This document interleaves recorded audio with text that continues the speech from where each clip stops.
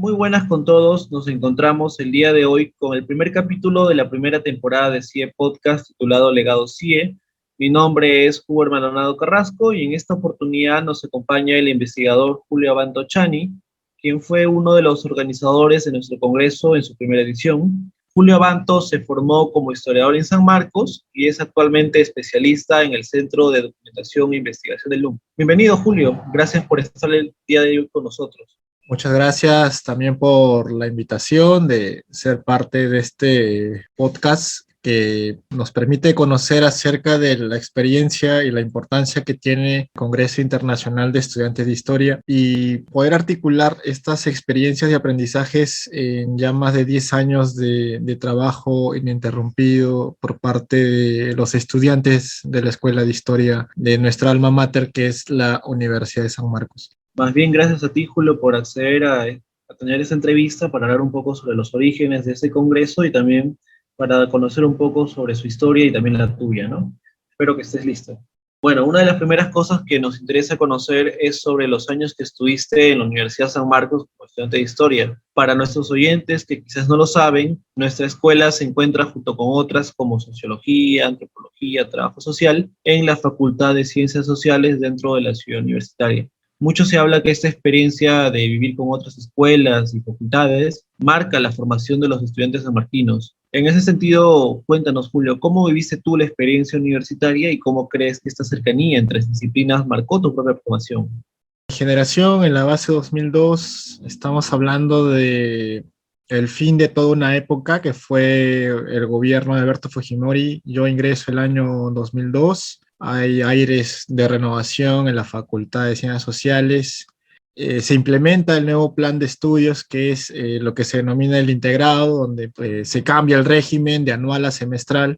Y en los 2 primeros años se interactúan las 5 especialidades que conforman, bueno, hay una sexta que es geografía, pero en realidad en la facultad más estábamos de sociología, trabajo social, arqueología, y cada una tenía una experiencia distinta. De hecho, sí fue algo muy importante dentro del aspecto formativo de nuestra carrera. Sin embargo, yo creo que en cuanto a la historia como especialidad, como profesión ya hacia el futuro, particularmente sí tenía claro ir desarrollando esas características que forman a todo y a cada profesional historiador e historiadora que uno espera hacia el futuro convertirse. Entonces, sí, éramos abiertos a este trabajo interdisciplinario, pero siempre también manteniendo la identidad, el uso del tiempo histórico, la metodología, el objeto de estudio, las fuentes. Cada carrera, cada especialidad tiene sus elementos identitarios que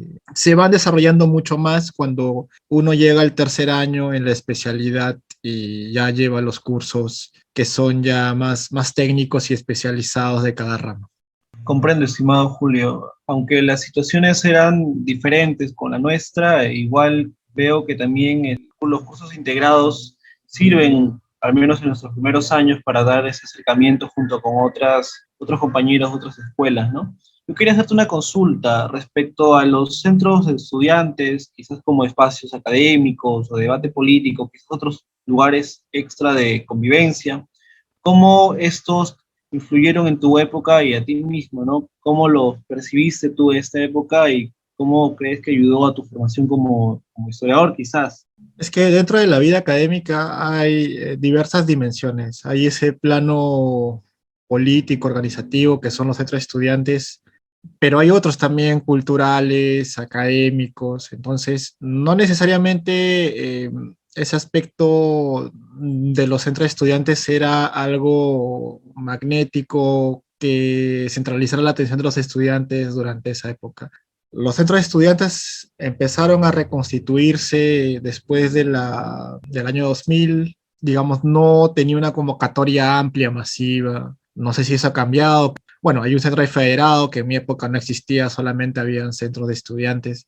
Pero siempre había esa relación, al menos con lo que va a ser el CIE más adelante, era una relación comunicacional, no adscrita, digamos, no era parte de, pero ya eso va a ir cambiando hacia el tercer CIE. En mis años, hacia el 2000, entre el 2002 y el 2006, esa relación se está reconstruyendo, es muy incipiente.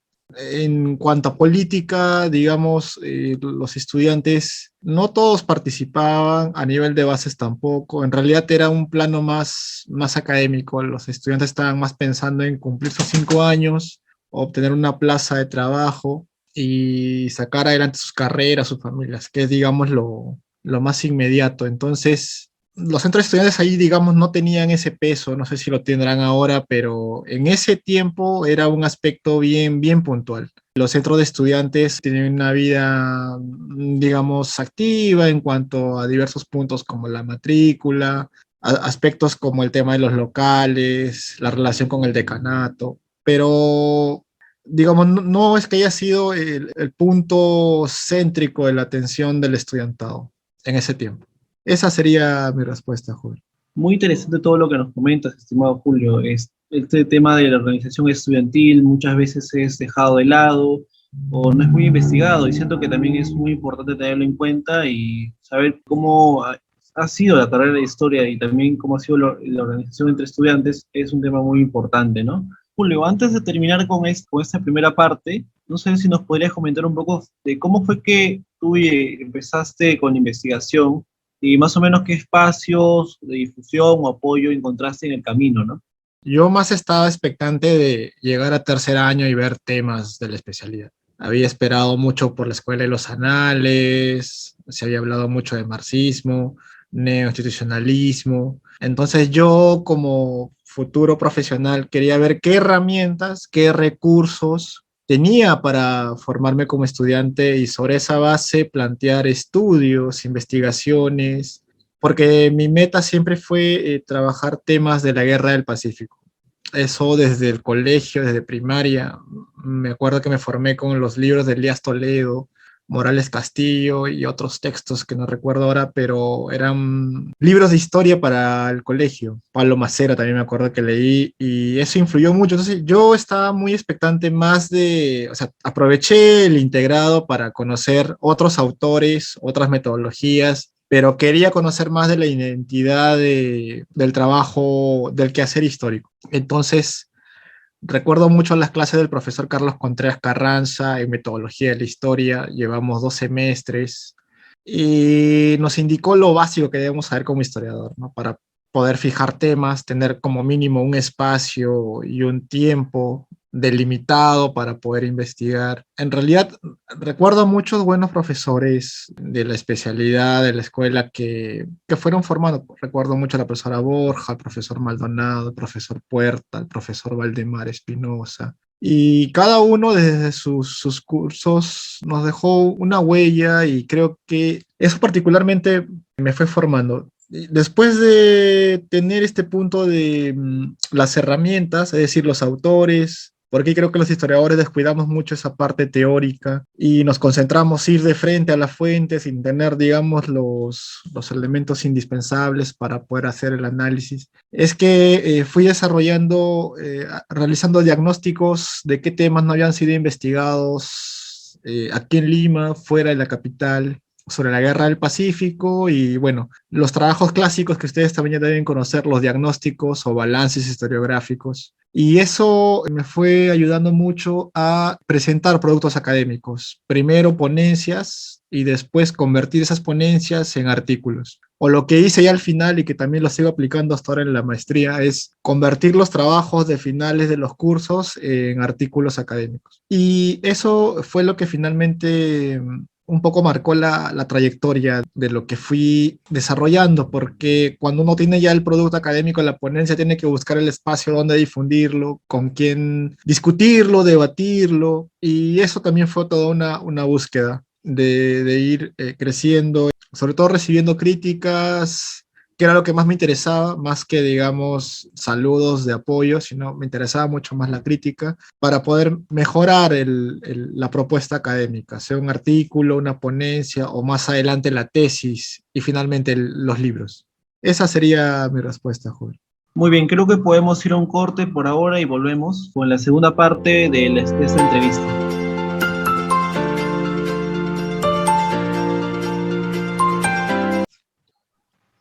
Estamos de vuelta con CIE Podcast. Nuestro invitado Julio Abanto ya nos ha hablado un poco sobre su experiencia como ex alumno de historia en las salas sanmarquinas.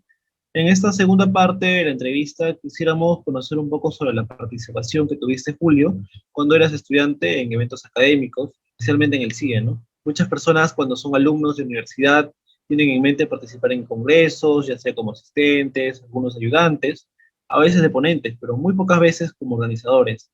En ese sentido, cuéntanos, ¿cómo se inició tu experiencia en eventos académicos y cómo fue que llegaste a ser parte del primer CIE?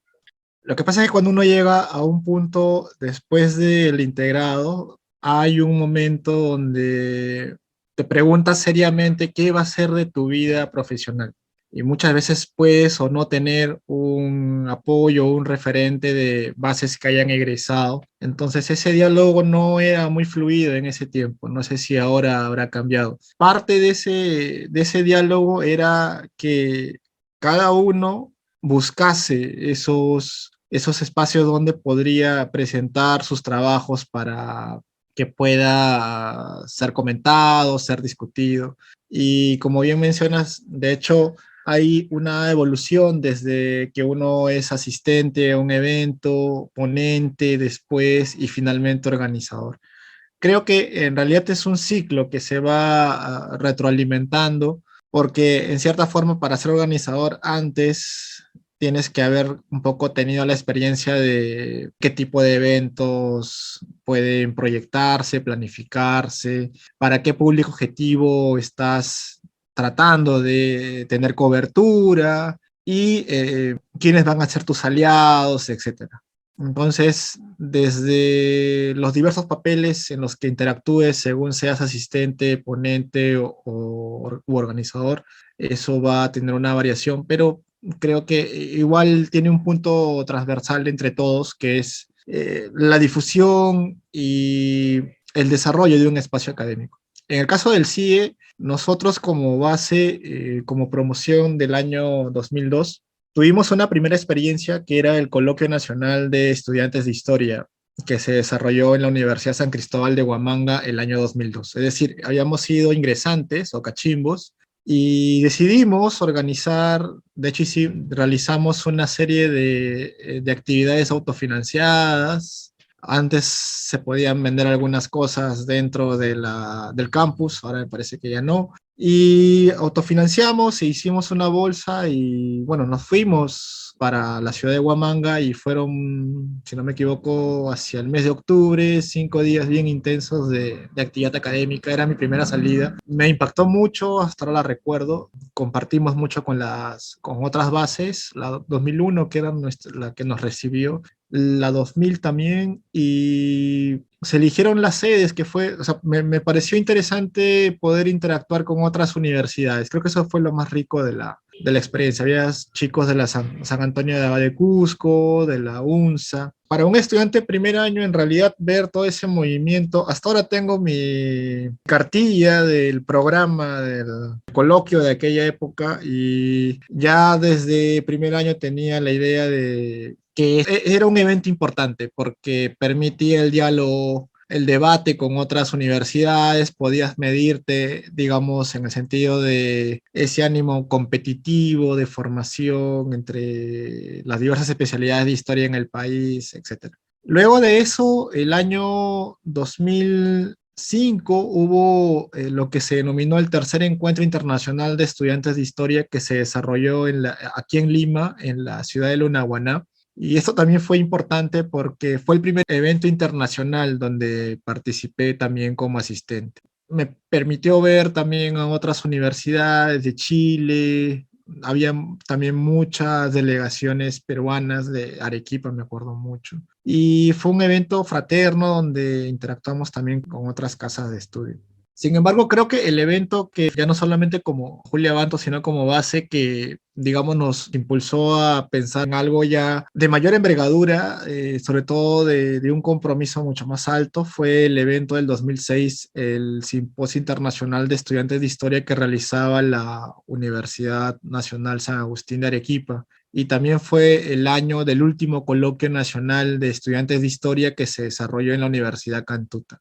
Aquí sí tomamos una decisión porque de este coloquio, cuando digo el último coloquio nacional de estudiantes de Cantuta que se desarrolla en la Universidad Nacional de Educación, en realidad fue el último. De hecho, creo que se reactivó hacia el año, o sea, que hace 5 años, si no me equivoco, se ha vuelto a retomar los coloquios nacionales, pero hacia el 2006 eso se suspendió y lo que nos preguntábamos como promoción era si Arequipa tenía su evento, si la Universidad Católica, sus estudiantes también tenían su evento, el coloquio internacional, y la Universidad Villarreal con Coesco. Entonces, ¿por qué San Marcos no podía tener un espacio? Cuando nace el CIE, nace como parte de una iniciativa, de una base. Entre comillas, éramos una base mayor ya para el año 2007, estábamos ya saliendo, si es que no habían salido casi todos, y nació la idea. Finalmente se formaron las comisiones. Por otro lado, también se hizo un acercamiento con las autoridades. Recuerdo que el director de escuela era el profesor Quirós y el caso del decanato también me parece que era el profesor Bernardino. Entonces, en esos diversos niveles se empezó a estructurar el proyecto, se empezó a dar forma, no teníamos antecedentes, no había documentación, entonces fue en cierta forma algo novedoso para esa época, innovador también en la medida en que teníamos que articular trabajo con otras bases menores, si se puede decir, siendo la más cercana la base 2005, que finalmente es la que va a heredar y la que va a organizar el coloquio 2. Lo que tomamos como acuerdo en aquella época era que tomamos la decisión en que sí debía haber un evento propio de los estudiantes de San Marcos, que su frecuencia debería ser cada 2 años, y San Marcos, por toda la historia que tenía, por su fundación en 1551, iba a ser, de todas maneras, iba a tener esa respuesta en el extranjero. Y eso también nos íbamos a encargar de impulsar, de promover para que haya mayor respuesta de los estudiantes de fuera. Una vez que se conforman las comisiones, yo era un alumno de apoyo de la comisión académica, quien la dirigía, en este caso estaba Walter Zúñiga, quien era el coordinador de esta comisión, pero a la salida de uno de los integrantes de la comisión organizadora, él se convierte en coordinador de relaciones públicas y a la vez presidente del CIE, del primer CIE, y yo me convierto en el coordinador de la comisión académica. Y además se suman Carlos Llanak, de la Comisión de Economía, Fátima Quispe, de la Comisión de Logística, y Vladimir Uñapilco, de la Comisión de Difusión. Entonces somos los 5 quienes hemos estado desde el 2007 hasta octubre del 2008, que finalmente se lleva a cabo el CIE en el Centro Cultural de San Marcos, más conocido como La Casona. Paralelamente, yo también había estado en el comité asesor.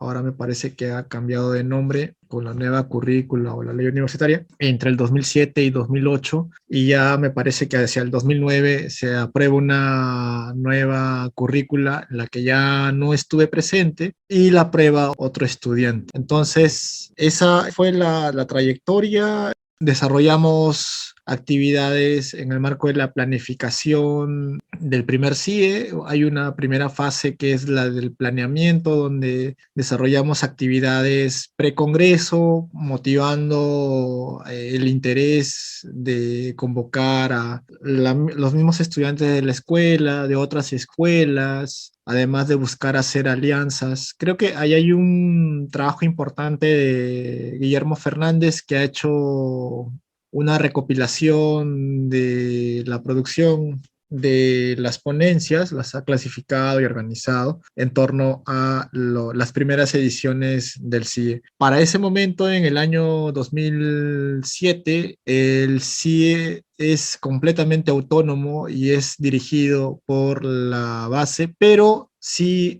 reporta, sí hace su balance, y como parte de esas actividades previas que les mencionaba, se busca mucho el tema del financiamiento, se buscan aliados, se hacen actividades pre-congreso. Cada comisión empieza también a trabajar, en la comisión académica en la que estaba empieza a recibir las ponencias, se empiezan a clasificar, y ahí en la comisión académica tuve el apoyo de Gerardo Trillo, quien está ahora en la Biblioteca Nacional del Perú, Daniel Franco, Juan Ramírez, que es profesor ahora en la Universidad Ricardo Palma, Antonio Chan, quien va a ser el siguiente comisionado académico en el segundo CIE, entre otros. Entonces, allí hay un trabajo muy importante en la comisión académica de empezar a revisar las ponencias, empezar a clasificar, y fue en realidad todo un trabajo muy difícil porque era autofinanciado, había tiempo que dedicarle. En realidad fue un trabajo que fue en cierta forma muy sacrificado, muy pesado también, pero estábamos con la energía de que sabíamos que hacia adelante ese evento iba a dejar huella, y todo este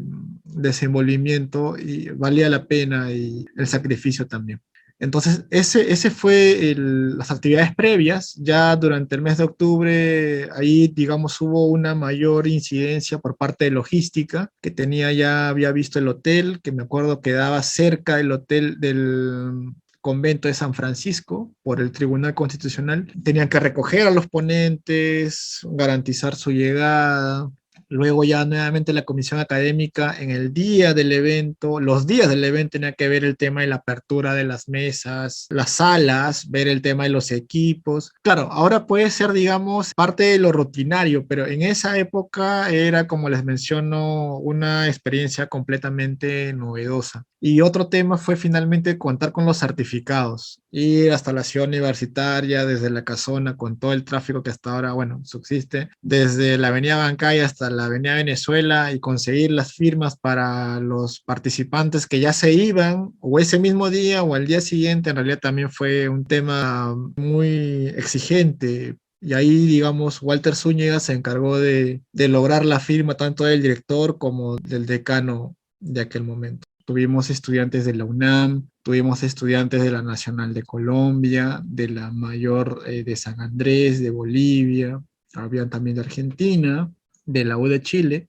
En realidad fue un congreso muy rico. Me acuerdo que vinieron hasta de Brasil y de Paraguay, de la Universidad de Asunción. Entonces fue un grupo muy, muy rico de estudiantes, que más adelante algunos, por ejemplo, recuerdo mucho el caso de Fernanda Espinosa, está ahora ya como doctora en Colombia, de Graciela, se me da el nombre, pero ella se graduó también en el Colegio de México. Entonces, varios de los chicos que fueron estudiantes en aquella época, en realidad el CIE fue su plataforma para conquistar más logros profesionales. Entonces, a la pregunta de esos antecedentes, de cómo se fue construyendo el proyecto, hubo de esas dos partes. Por un lado, toda esta experiencia que la plasmamos en el desarrollo del proyecto, y finalmente que esto fue parte también de una planificación, y se contó como aliados no solamente con el IFEA, Instituto Francés de Estudios Andinos, la universidad, como la escuela, el CEIS también estuvo apoyando. Y cuando mencionas, por ejemplo, cuáles eran las estrategias para poder integrar a los estudiantes en la semana del evento, se hizo una coordinación, no recuerdo si con la escuela o con la facultad, para que los profesores puedan dar permiso para que los estudiantes puedan participar en todas las sesiones, o sea, toda la semana pudieran estar participando con el respectivo permiso. Entonces sí, hubo distintos, o sea, es que fueron varios niveles de trabajo, y cada comisionado tenía un aspecto específico que cubrir con respecto a la organización del evento. Tanto el antes, el durante y el después, que por eso menciono que fueron en realidad jornadas muy agotadoras, considerando que es una actividad académica que no es remunerada, es en realidad parte de lo que un estudiante espera dejar hacia las bases que seguían, y nuestro interés era en cierta forma formar a la base que seguía para que se encargara. Ahora, como mencionas, Hubert, hay una integración, se interrelacionan diversas bases en la organización de las comisiones organizadoras, ¿no? Pero en ese momento era como una transición. La base 2002 le dejaba a la base 2005 el encargo de dirigir Y eso más adelante ya entiendo que se va a regular con un reglamento y más adelante el CIE va a ser parte del CEIS, de su estructura. Pero, por ejemplo, si uno ve cómo se desenvuelve COESCO, que es una entidad, digamos, distinta al gremio en la Universidad Villarreal, o la organización del Coloquio Internacional de Estudiantes de Historia en Católica, es también distinto, ¿no? O sea, cada universidad tiene tanto su propia identidad en cuanto a plantear el trabajo del CIE, y eso creo que se optimiza en la medida en cómo va a funcionar de la mejor manera, si es con el gremio, si es con la escuela, si es con la facultad. Yo creo que eso son en realidad los estudiantes quienes van decidiendo qué camino es el mejor para poder contar con mayores y resultados más fructíferos. Comprendo, Julio, siendo los estudiantes los artífices de todo este gran proyecto que ha perdurado hasta la actualidad, ¿no? Y entrando un poco en el campo, la parte ya quizás más académica de la organización, quería preguntarte más o menos cuáles fueron los primeros simposios temáticos que se tuvieron, ¿no? Y cuáles quizás tuvieron mayor acogida con un público que, por lo que me comentas, vino de diferentes procedencias, ¿no? Diferentes nacionalidades, ¿no? No sé si nos podrías comentar un poco sobre esto. Como no había muchos contactos con egresados, la primera tarea era cómo estructurar las mesas del Congreso. Habíamos tenido esas participaciones en el CIE de Arequipa, en COESCO y en el Colegio Católica. Y digamos, el planteamiento eran las especialidades de la historia, es decir, historia política, historia social, historia económica. Y luego ya en un plano más temporal, temáticamente hablando, ¿no? Historia pre-inca, historia incaica, colonial, de la República, etcétera. Sin embargo, lo que también veíamos era cómo ir motivando a los estudiantes en aquella época. Y lo que veíamos en el precoloquio, frente, por un lado, al vacío que tenía la falta de contacto con bases egresadas, era tener una base de datos o un listado de profesores que puedan acompañar el proceso de trabajo, sea como ponentes, comentaristas, asesores. Y para eso nos sirvió los eventos previos. Y uno de esos eventos fue, el título general fue Nuevos temas para la historiografía peruana. Es decir, desde la temática incaica, preinca, republicana y colonial, qué temas estaban todavía pendientes para motivar a los estudiantes a que puedan hacer un seguimiento a esa discusión. Entonces, de esa manera se planteó eso el segundo semestre, y ya el 2008 se empezó a recoger los correos electrónicos y las propuestas de los estudiantes. Tuvimos una alta demanda. Me acuerdo que fueron 4 mesas simultáneas, y eso para esa época era algo muy, muy complicado de manejar, porque hay que ver un cuerpo de moderadores, un grupo de comentaristas, un grupo de personas que orienten dónde se desarrolla cada mesa en la casona universitaria. Y ahí empezamos con el equipo, que contribuyeron mucho, sobre todo a cubrir esos aspectos, y todas las mesas llegaron a desarrollarse de la mejor manera.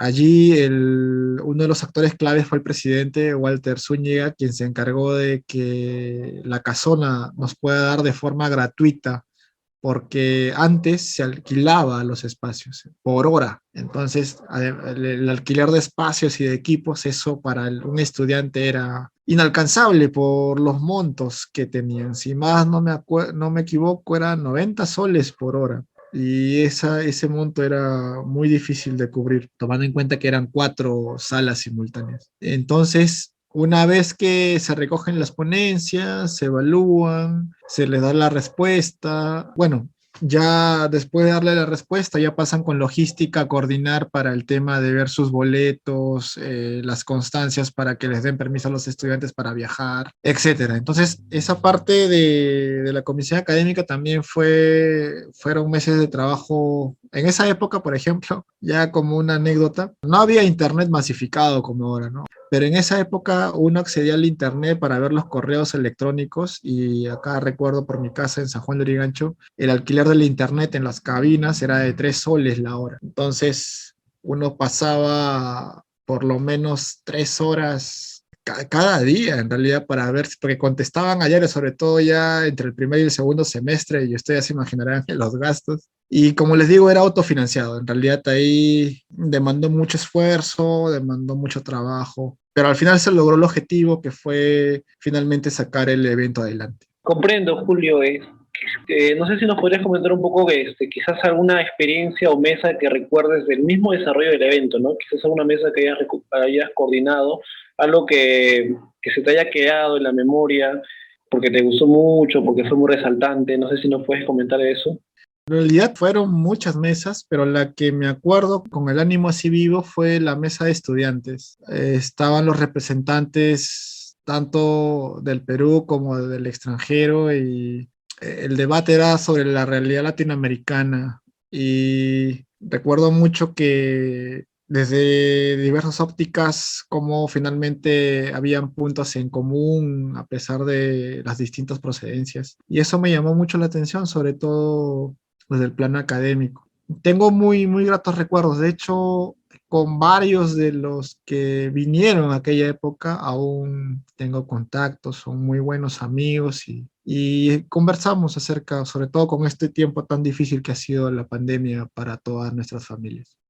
Interesante, estimado Julio, lo que nos cuentas sobre, en realidad, todo lo que conlleva organizar un congreso, ¿no? Y más aún si es de talla internacional, y más aún si es la primera vez, ¿no? Creo que esto nos es de mucha ayuda tanto a nosotros, los organizadores del congreso, como también para nuestros oyentes, que son estudiantes de San Marcos y muy probablemente en algún momento de su vida formen parte de alguna organización de congreso, ¿no? O también del propio CIE. Vamos a un corte y regresamos con la tercera y última parte de esta entrevista.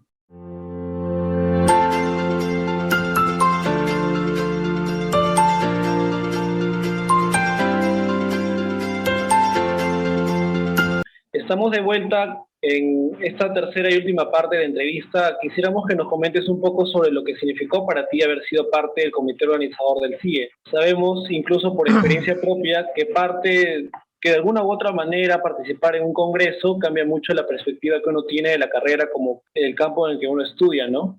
Cuando uno inicia muchas veces cree que estar en la universidad es solo asistir a clases y ahí queda la cosa, pero participar en congresos creo que es casi igual de importante que publicar. Son experiencias adicionales que creo es inherente a ser estudiante universitario, ¿no? En ese sentido, cuéntanos, ¿cómo influyó en ti haber sido director de un evento académico internacional? ¿Qué cambió en ti y en tu vida profesional tras ello? Sí, fue una experiencia muy importante para mi carrera. Me ayudó mucho, sobre todo en comprender, en tener una mirada más integral de la profesión. Y tengo tres lecciones de ese trabajo. La primera es que ser parte del equipo te abre una serie de posibilidades académicas, profesionales, en la medida en que puedes interrelacionarte no solamente con investigadores ya que ejercen el tema de la investigación histórica, sino también poder conocer otras realidades que creo en caso de San Marcos en ese tiempo faltaba mucho, es decir, cómo se pensaba la historia en Bolivia, en México, y es decir, darle otra connotación a la carrera en la medida en que es mirada y trabajada en otras partes de Latinoamérica. Ese ánimo competitivo, ese ánimo fraterno también con varios de los estudiantes, me parece algo muy importante para la carrera, sobre todo desde el punto de vista profesional, de cómo se enseña ya, qué temas se priorizan, qué lecturas tenían, lecturas en el sentido de qué autores leían, si eran similares a los que veíamos en el Perú. Teníamos mucho interés en esa época, por ejemplo, de cómo era una currícula en la UNAM, cómo era una currícula en la Universidad de Buenos Aires, o en San Andrés, en Bolivia, o en la Nacional de Colombia. Entonces, ese diálogo hacía más rico la formación del historiador. Esa es la primera idea que quería rescatar de la potencialidad del evento para poder construir esta identidad en la formación de los futuros investigadores. Lo otro que me di cuenta, lo segundo es, en esa línea, es digamos, mirar ya más seriamente el aspecto del egreso, el aspecto del ejercicio profesional una vez que concluye uno la carrera. mencionaba mucho el tema de la ausencia de ese diálogo con los egresados, que me parece que es un problema permanente que la escuela ha intentado resolver, pero son iniciativas que lamentablemente se complican de continuar. Entonces, en el caso de ese trabajo, considero que nos permitía ver a quienes tenían más interés de desarrollar el tema de la investigación, cuáles eran esos centros que uno podía aspirar más adelante. Por ejemplo, el tema del servicio diplomático, son tres sanmarquinos historiadores que están dentro del servicio diplomático y que no es muy explorado por la universidad. Es decir, nos forman con la mente de ser investigadores, pero cuando uno quiere ejercer hacia afuera en el mercado laboral, no hay un gran nicho para poder ejercer de esa manera. Entonces uno tiene que empezar a identificar en ese diagnóstico que es permanente, no solamente para el tema de fuentes o historiográficamente hablando, sino, por ejemplo, el servicio diplomático, chicos hasta de 30 años pueden postular y ser parte del servicio diplomático, convertirse en tercer secretario. Como les mencioné en el caso de historia, está Francis Chávez, que es de la promoción 2002. Está Antonio Chan, quien justo fue comisionado académico del segundo CIE, ahora es también parte del servicio diplomático. Y un tercer estudiante que ha ingresado este año, si no me equivoco, es Hans Ponce. Entonces ahí ustedes pueden ver que es una meta posible, son varias pruebas, pero en realidad, así como esta, hay otras desde el punto de vista del turismo, la gestión pública, la gestión municipal, que no han sido muy explorados. Entonces ahí con el Congreso vi las limitaciones que tenía la currícula de cara al egreso. El historiador de por sí es un investigador, pero o sea, lo real también es que hay una limitación en cuanto al tema laboral, pero eso más que limitarnos, tiene que obligarnos a los estudiantes a replantear nuestras estrategias para insertarnos laboralmente. Si bien es cierto, hay alternativas como el archivo, la docencia, como les digo, hay otras que también uno puede ir explorando. Y en el caso del Congreso nos ayudó mucho también conversar con otros estudiantes y ver cómo este mismo problema, cómo ellos lo resolvían o cómo ellos lo afrontaban también. Entonces, esa realidad latinoamericana también nos dio esa posibilidad. Y en el caso de San Marcos, por ejemplo, del punto de vista de la investigación, entre el 2000 y el 2010, casi todos los egresados que han sido, digamos, aspiraban a ser doctores, tenían su punto medular al Colegio de México. Estamos hablando de, por ejemplo, Mario Mesa, Alex Loaiza, Marcos Garfias, Gerardo Álvarez, que se han formado en el Colegio de México. Sin embargo, si uno compara, por ejemplo, los egresados de la Universidad Católica, tienen una gran ventaja que el sanmarquino ha desdeñado, ha subestimado, y eso le está costando perder oportunidades. Me estoy refiriendo al dominio del idioma inglés. Ustedes dirán, pero eso ¿qué tiene que ver con el Congreso? Tiene mucho que ver en la medida en que como señala el artículo de Fernández, el Congreso en realidad es un semillero. Muchos de los que participan con sus ponencias son parte de esa generación que más adelante va a tener una mayor presencia, sobre todo quienes continúen en sus temas de estudio, en sus trabajos de investigación. Entonces, en el caso de la Universidad Católica, casi todos han ido a Estados Unidos. Entonces, si ustedes mapean ¿cuántos historiadores sanmarquinos, después del Colegio de México, cuántos han ido al extranjero en idioma inglés? Van a encontrar solo tres en Estados Unidos. Renzo Aroni, que es de la 2002, que estuvo en la Universidad de Davis y ahora está en la Universidad de Columbia en Nueva York. Está Luz Huertas y está Miguel León, que son de bases anteriores al año 2000. Son tres nada más para que ustedes vean el nivel competitivo que es muy fuerte afuera. Y ahí te das cuenta en realidad en los congresos cuando interactúas con otros. O sea, la idea es salir de la burbuja de San Marcos, conocer la realidad peruana, conversar con las regiones y las otras escuelas de historia, pero sí considero pertinente ese acercamiento con otros espacios en la región, hablando obviamente de Latinoamérica y Estados Unidos. Entonces, ese es el segundo elemento. Y el tercero es que el futuro profesional también va de la mano con el tema de los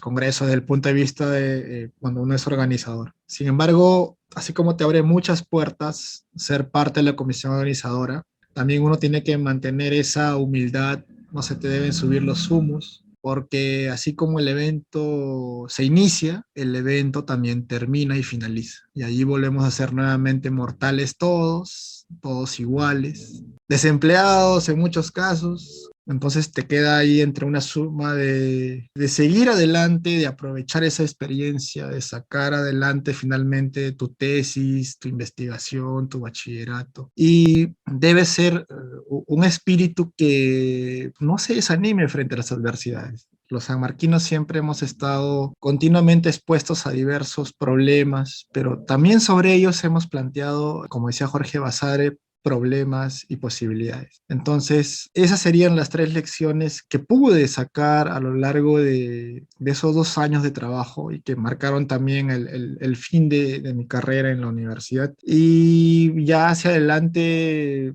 me dediqué por completo a investigar. La investigación en archivos propiamente, además de indagar en el fondo reservado de la universidad, ya con mayor fuerza la desarrollé después del 2008, es decir, después del primer CIE. Y esa fue mi experiencia, estimado Huber. Interesantes reflexiones, para serte sincero, y me parece que bastante acertadas en muchos puntos, ¿no? Antes de concluir esa entrevista, quería preguntarte cuáles son los planes que tienes a futuro y en qué proyectos y actividades has estado involucrado últimamente, ¿no? Para que nuestros oyentes un poco también se enteren sobre las actividades que has estado haciendo, ¿no? Bien, después de terminar el CIE, ya había algo que me quedo mucho con lo que el profesor Carlos Contreras nos enseñó, es uno tiene que identificar cuáles son esos aspectos que no han sido trabajados por la historiografía peruana. Y una vez que uno tenga claro ese punto, ese es tu tema de investigación, sea para una tesis, una ponencia y un congreso. Normalmente el camino donde intervienen los congresos es cuando tienes el tema y ese tema lo conviertes en una ponencia, luego un artículo, y ese artículo más adelante o puede ser parte de un capítulo o un capítulo en sí de tu futura tesis. Y el congreso sirve justamente para exponerlo y recibir las críticas, poder dialogar con otras posturas. Entonces, yo me quedé mucho con esa idea y también con el trabajo, y saludo a la profesora Ruth Borja, al profesor Francisco Quirós, quienes acompañaron mi proyecto de tesis en la universidad. Entonces, ambos me inculcaron mucho el desarrollo de la investigación y desarrollé más, sobre todo cuando me pidieron el diagnóstico, había tenido claro que de la guerra al Pacífico se había escrito mucho, hay profesores también en la universidad que lo trabajan, con profesor Chaupis, por ejemplo, pero yo quise distinguir el trabajo que hacía, diferenciarlo de otros antecedentes. Entonces, lo primero que hice es qué archivos no se habían investigado en principio. Y logré descubrir que, por ejemplo, el archivo del Congreso de la República no era muy visitado, el archivo de la Cancillería tampoco, el archivo del Museo de Pueblo Libre tampoco, y el archivo de Cajamarca de igual manera.